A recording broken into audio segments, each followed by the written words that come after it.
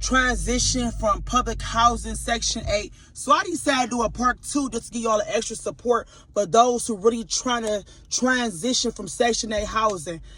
I'm gonna be honest with y'all. When I first transitioned from Section 8 housing, when I graduated from college back then, that was like back in 2012, it was really a challenge for me.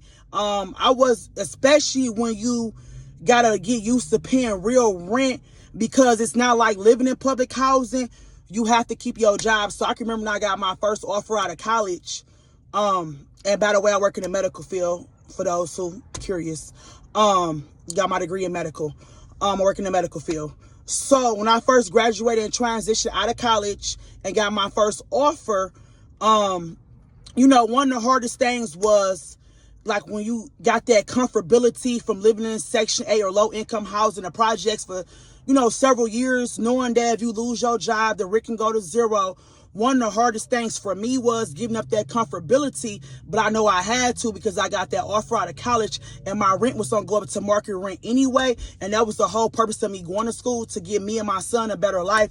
But it also was a bonus of leaving that type of environment, giving my son a better living environment, a better neighborhood, showing him a better way of life, a better school district. So yes, that was some of the pros of leaving low income Section 8 housing, living in a better neighborhood, better school environment, better activities for him to do, more positive things in my new community for him to do as him growing up as a child.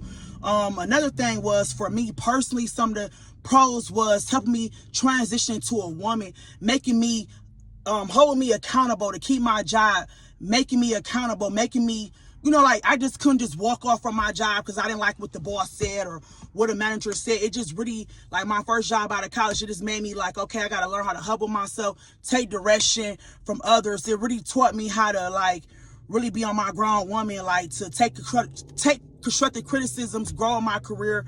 Prior to starting my own business, you got to start somewhere. So I did work in corporate before I started my own business. So it really humbled me. And it also taught me how to be responsible, how to pay lights and gas bills, how to keep my lights on, my gas bill, how to keep my rent pay on time. Because it taught me how to get up and go to work, even when I was tired, even if I didn't feel like going. It just made me into a woman. That's all I could really say. So for those who really want to make this transition, it will make you to a responsible adult. It teach you real responsibility, knowing your rent cannot go to zero. It really show you how to get out the mud, how to keep your money coming in. It teach you how to be on the grind, whether that's in a 9 to 5, whether that's in an entrepreneurship, your own business. It make you get up and grind, knowing your rent not gonna be zero, y'all. That's at the end of the day. And then when you leave to a nicer neighborhood, not knocking, the Section 8 housing, because it was a stepping stone, but it give your kids more opportunities, better school districts. It just, it really help expand your children's horizon. So yes, I would recommend anybody that's living in public housing, use the program for your benefit. Get what you can. Go to these free programs, like I said in the last interview, the last video I made. Go to these programs, get your CDLs, get your CNA, get your LPN. The healthcare is really paying, it's booming. If that's what you want to do, truck driving is booming. Entrepreneurship is so many different businesses out here. They're giving out small business grants. So if you really want to get it out the mud and want to be held accountable and feel good at having your own, and say I get up and go to work for this every day, yes, transition.